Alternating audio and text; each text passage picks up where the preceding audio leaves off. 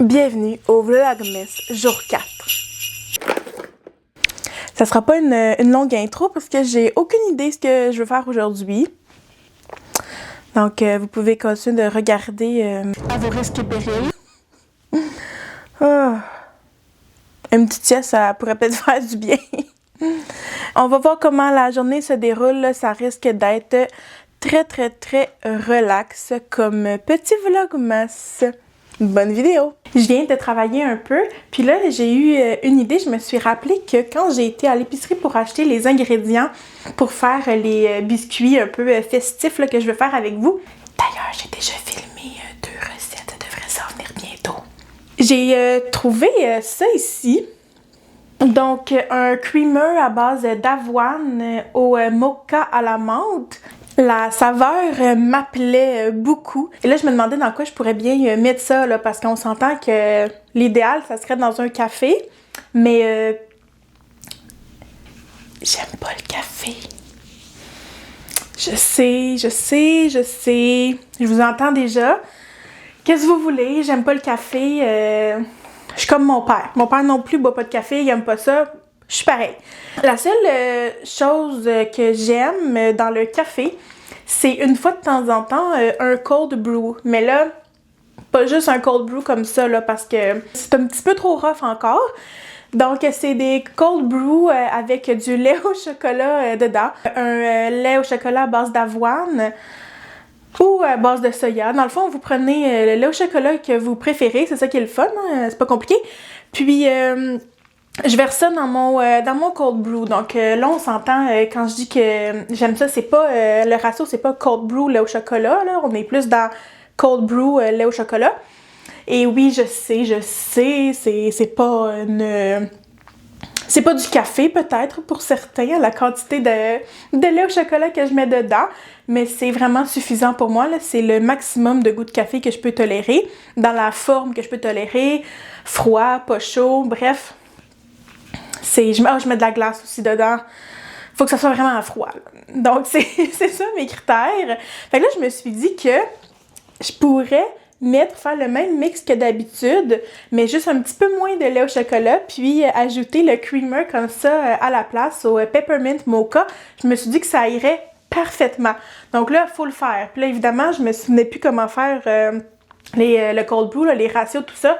J'allais googler un petit peu, donc j'ai trouvé une belle petite image qui me dit c'est quoi le ratio si je le veux fort ou pas fort. Merveilleux. Donc, on s'entend, moi, je vais le faire pas fort. Ça disait le ratio café eau, là, 1,7 pour fort, puis 1,12 pour pas fort. Je vais peut-être 1,10, juste pour dire que j'ai pas écouté ce qu'ils m'ont dit. C'est bien plus le fun de même, pas écouter les règles. On n'est pas strict ici, on fait ça à la bonne franquette. Fait que là, excusez. Fait que là, mon rhume persiste un petit peu. Et voilà. Mais là, le cold brew, évidemment, là, je pourrais pas le boire aujourd'hui. Il faut que ça reste 24 heures au frigo. Fait que là, j'ai flashé à 11h24 là, que je voulais faire ça.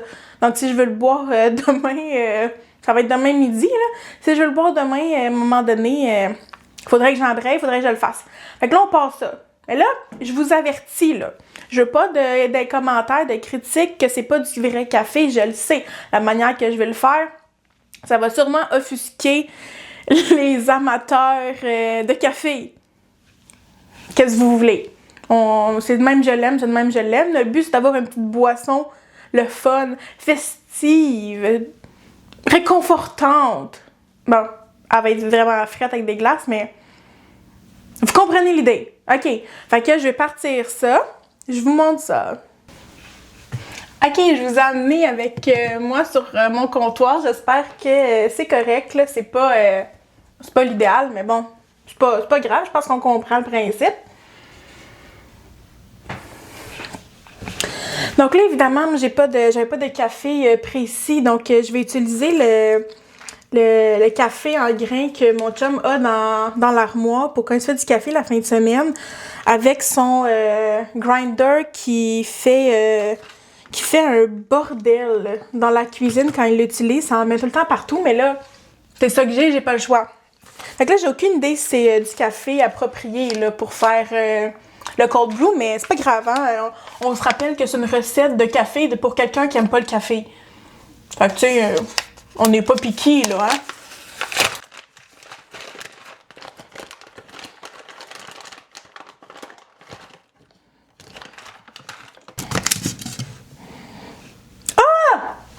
Il en reste dedans! J'ai même pas besoin de le faire! Eh ben, c'est merveilleux, il y en a déjà! Bon, mais quelle belle surprise! Bon. OK. Finalement, pas besoin de ça.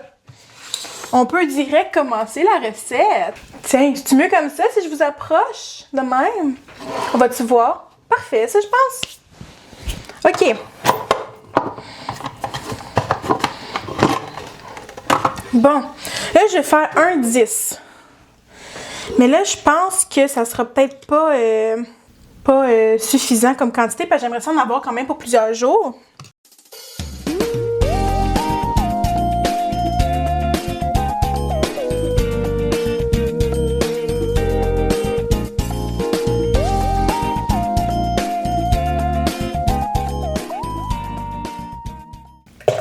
Et voilà! Bon.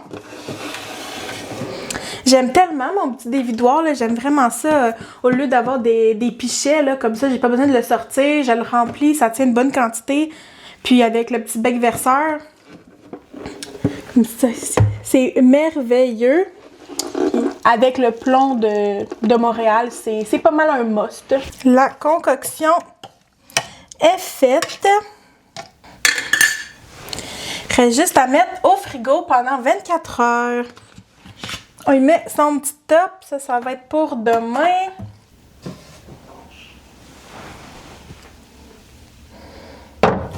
Dors bien, à demain! Pour mon tricot de la journée, j'ai décidé sur quoi je voulais travailler finalement. Donc, si vous avez écouté le update qui était mon Vlogmas 1, vous avez vu le Ursa. Puis, je vous disais dans le fond qu'il me restait une manche à terminer que j'avais dû recommencer parce que j'avais oublié de faire le détail dans le bas du bras. Il me reste pas grand-chose à faire. Excusez, là, je regarde dans le patron où je note, dans le fond, les étapes que j'ai faites, puis je suis rendue où? Chandail, ça. Il me reste... On fait pas il y a des diminutions dans les manches, on les fait pas à chaque rang. Donc là, si je compte, par exemple, les blocs qui me restent à faire, donc par exemple, les rangs sans diminution plus le rang avec diminution. Donc, combien de fois j'ai ce bout-là, là, ce chunk-là, là, ce bout... Vous comprenez ce que je veux dire, là? Rang sans patron... Voyons. Rang sans diminution, diminution. Rang sans diminution, diminution. Donc là, si je compte rang sans diminution plus le rang avec la diminution, il me reste 1, 2, 3. Il me reste juste 3 blocs de ça à faire. Plus les petits rangs à la fin supplémentaires, là, juste pour arriver à la longueur que je veux. Mais ça, il n'y en a pas tant que ça non plus. Mon Dieu, pour les manches, j'ai même pas eu besoin d'ajuster la longueur. Finalement, j'ai fait exactement le nombre que le patron suggère pour ma taille. Bon ben, tant mieux, ça a été facile dans ce cas-là. Mon Dieu, je pense qu'on peut finir ça aujourd'hui, là. J'ai confiance. J'ai confiance en moi. Ouais, on peut finir ça. Parfait, je vais laisser ça ouvert parce que je les coche au fur et à mesure, là, je les prends en note, là, je mets pas de petits marqueurs, tu sais, par exemple, OK, à chaque rang de diminution, je mets un marqueur, donc là, j'ai pas besoin de compter, puis là, blablabla, vous comprenez qu'est-ce que je veux dire? Mais je fais pas ça, je mets pas plein de marqueurs pour mes diminutions. À la place, je travaille avec les patrons sur mon cellulaire, là, sur l'écran de mon téléphone. Puis, je fais juste... je me mets des petites barres, là, tu sais, 1, 2, 3, 4, 5. 1, 2, 3, 4, 5.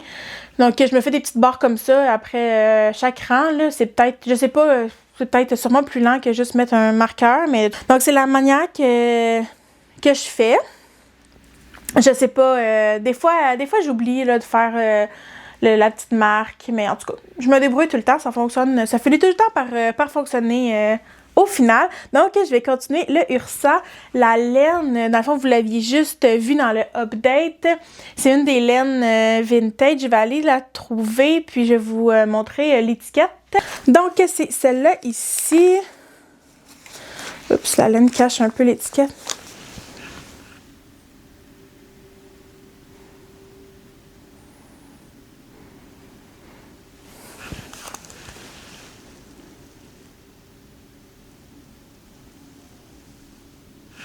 Et la composition, c'est 55% acrylique et 45% laine. J'ai remarqué dans le lot justement de laine vintage, j'ai beaucoup de laine mixte comme ça, acrylique et laine. Au fil, elle est vraiment est douce. On sent qu'il y a de la laine dedans, mais c'est pas ultra rustique là, qui pique. Là. Donc ça, c'est l'acrylique qui vient jouer dedans. Mais c'est vraiment... ouais, ça fait un beau rendu. Ouais, mais on le sent là, que c'est de la laine. Là. Il y a quand même un petit piquant, mais c'est pas vraiment... tu sais, ça va rester confortable. Et j'aime beaucoup le petit fuzz. Je sais pas si vous voyez. Ça fait comme un petit effet fuzzy un petit peu. Donc, je trouve ça vraiment beau. Puis, la couleur, je trouve que c'est vraiment un beau gris, là. Il est vraiment magnifique. Puis, il fait pas non plus trop uni, là. Il y a vraiment une belle dimension.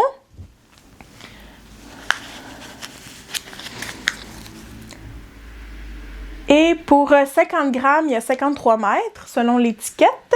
Et j'ai vraiment hâte de bloquer le chandail, là. Il est un petit peu... là, c'est sûr, vu que... avec tous les détails, le tissu est un petit peu... pognés ensemble, j'ai vraiment hâte que ça se détende avec le blocage. Et aussi, j'ai fait une taille... j'aurais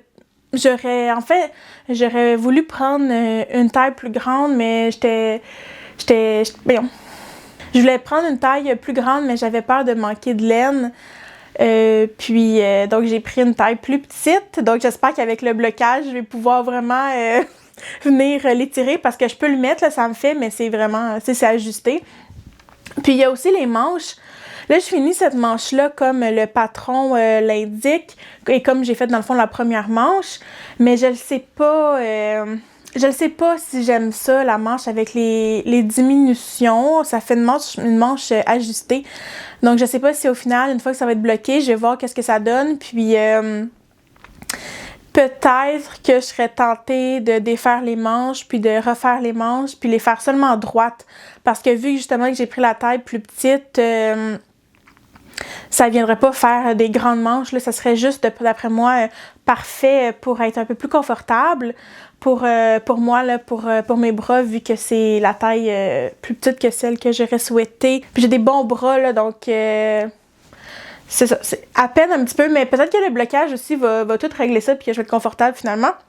Donc je sais vraiment pas. Il m'en reste pas beaucoup, je vais la finir. Comme le patron le dit, on va bloquer puis ensuite on verra qu'est-ce que j'essaie de faire. Donc là pour un petit bout de temps, je vais regarder des vidéos YouTube, on va faire un petit peu de rattrapage. Et je vais simplement tricoter, puis après, donc je vais faire ça pendant un petit bout, puis après je vais retourner travailler un petit peu.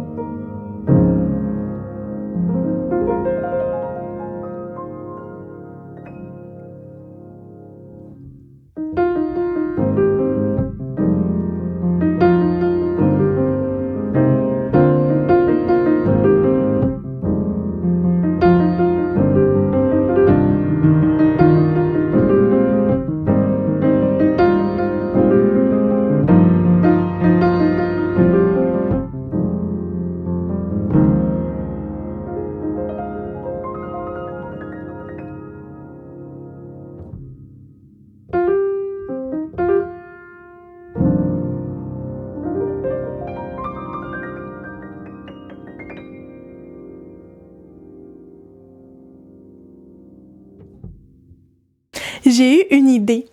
J'ai vu les Angry Mittens passer l'autre fois sur Instagram. Je me souviens vraiment plus, c'était dans les stories de qui.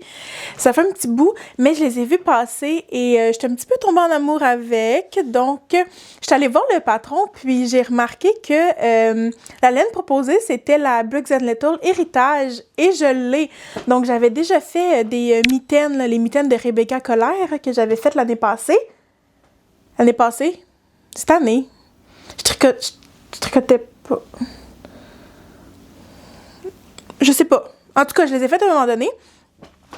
Puis, j'ai vraiment aimé ça. Ben, c'est sûr, ils ont une petite doublure en mohair, là, celle-là, mais je trouvais ça super intéressant. Donc, ça me tentait d'aller voir ce que j'avais. Je pense que j'ai une idée parce que c'est 2 couleurs.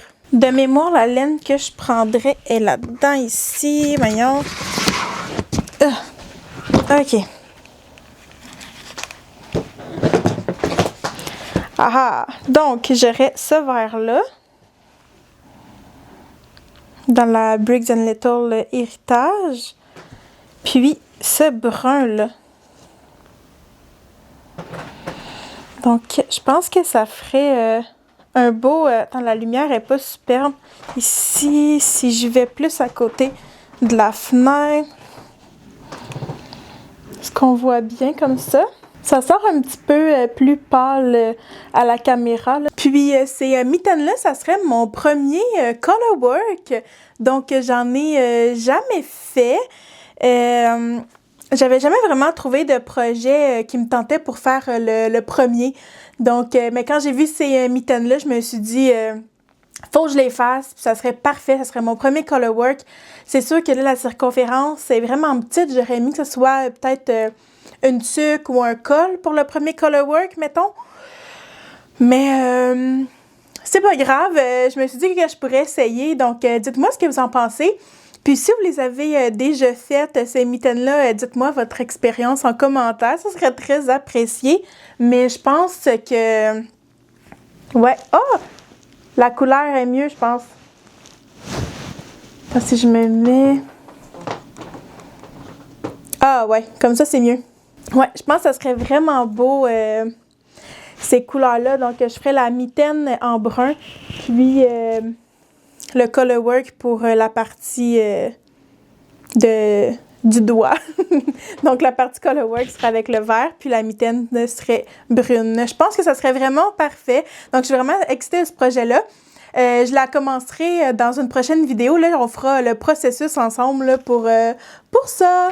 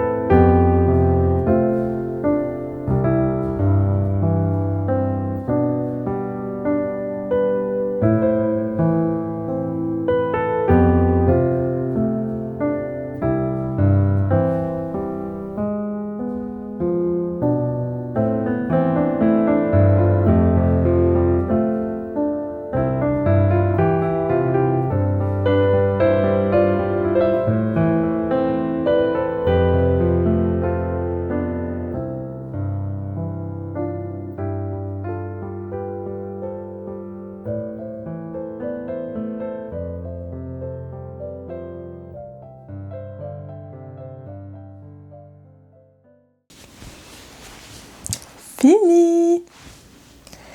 Il est 21h21. Et j'ai réussi mon défi de la journée. La manche est complétée.